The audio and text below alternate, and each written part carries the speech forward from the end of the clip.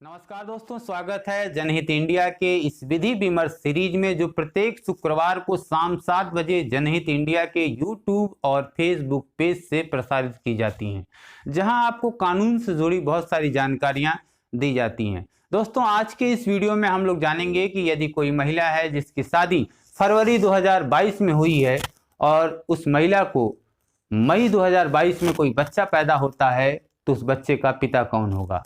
हम ये भी जानेंगे कि यदि कोई महिला है जिसका तलाक हो गया है और तलाक के बाद यदि कोई बच्चा पैदा होता है, तो उस बच्चे का पिता कौन होगा। और हम ये भी जानेंगे कि यदि किसी महिला जिसकी वैध शादी हुई है, उसके पति ने नसबंदी करा लिया है और उसके बावजूद भी उस महिला को कोई बच्चा पैदा होता है, तो उस बच्चे का पिता कौन होगा।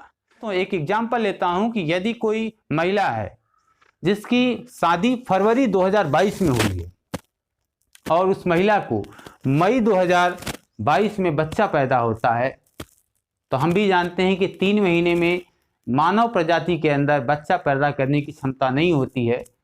तो 3 महीने में जो बच्चा पैदा होता है, तो उस बच्चे का पिता कौन होगा। यदि किसी महिला की वैध शादी फरवरी 2022 में हुई है और मई 2022 में उसको बच्चा पैदा होता है, तो उस बच्चे का पिता वही होगा जो उस महिला का वर्तमान पति है।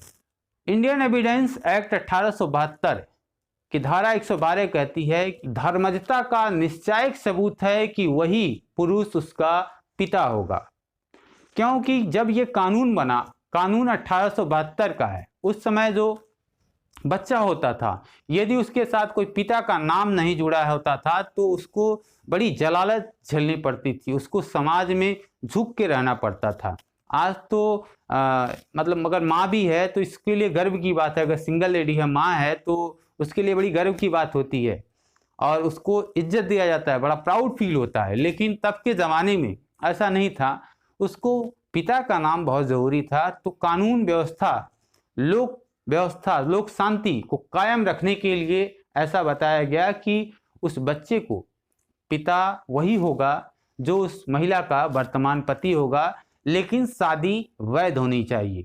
अब हम दूसरे सवाल पे आते हैं कि यदि कोई महिला थी जिसकी वैध शादी हुई थी, लेकिन शादी के बाद उसका तलाक हो जाता है, तलाक के 280 दिन के अंदर यदि कोई बच्चा पैदा होता है, तो उस बच्चे का पिता कौन होगा।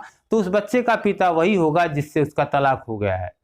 यानी किसी महिला की शादी होती है, शादी के 2 साल बाद, 1 साल बाद, 6 महीने बाद, जब भी यदि उसका तलाक हो जाता है, उसके 280 दिन के अंदर, मान लीजिए 3 महीने, 4 महीने, 5 महीने के अंदर यदि बच्चा पैदा होता है, तो उस बच्चे का पिता वही होगा जिससे उसकी माँ का तलाक हुआ है, वो पति ही उसका बच्चा होगा। लेकिन थोड़ा इसको और टेक्निकली हम बनाते हैं कि यदि किसी महिला का तलाक हुआ, तलाक के 4 महीने बाद उसने शादी कर लिया और शादी के महीना, 2 महीना, 3 महीना बाद यदि बच्चा पैदा हो जाता है, तब उसका पिता कौन होगा। तलाक हुआ और तलाक के 3 महीना, 4 महीना बाद यदि उसकी शादी होती है, 2 महीने बाद शादी होती है और फिर बच्चा पैदा होता है, यानी दूसरी शादी की और 2 महीना, 3 महीना बाद यदि बच्चा पैदा होता है, तो उस समय उस बच्चे का पिता कौन होगा। तो उस समय उस बच्चे का पिता कौन होगा, वही होगा जो उस महिला का वर्तमान पति होगा।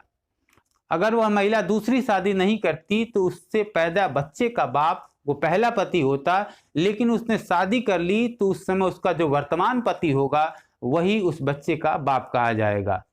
और तीसरा सवाल, यदि कोई पुरुष है जिसकी नसबंदी हो चुकी है और नसबंदी के बावजूद भी यदि उसकी पत्नी ने कोई बच्चा पैदा किया है, तो उस बच्चे का पिता कौन होगा।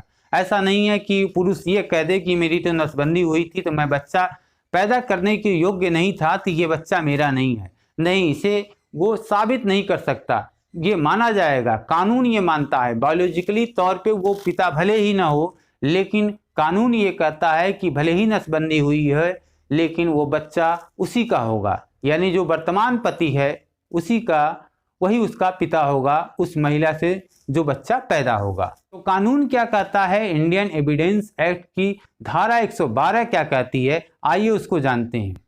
विवाहित स्थिति के दौरान में जन्म होना धर्मजत्व का निश्चायक सबूत है।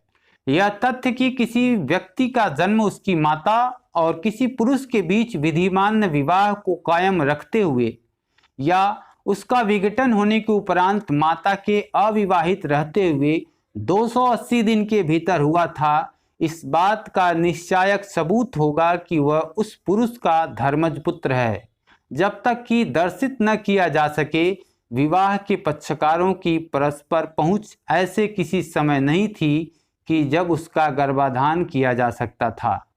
तो उम्मीद करूंगा कि आज की इस वीडियो से समझ में आ गया होगा कि यदि कोई महिला है जिसकी शादी होने के 2 महीना 3 महीने बाद बच्चा पैदा होता है तो उसका बाप कौन होगा, नसबंदी के बाद यदि बच्चा पैदा होता है तो उसका बाप कौन होगा, और तलाक की स्थिति में अगर कोई बच्चा पैदा होता है, तलाक हुआ और उसके बाद दूसरी शादी उसने कर ली और फिर बच्चा तुरंत पैदा हो गया, यानी शादी दूसरी जो कि इसके 2 महीने 3 महीने बाद बच्चा पैदा होगा, तो उस बच्चे का पिता कौन होगा। वीडियो अच्छी लगी हो, जानकारी अच्छी लगी हो तो लाइक करिएगा, वीडियो को शेयर करिएगा। यदि आपका कोई सवाल होगा तो कमेंट कर दीजिएगा, मैं उस सवाल को उसका जवाब देने की कोशिश करूंगा। धन्यवाद।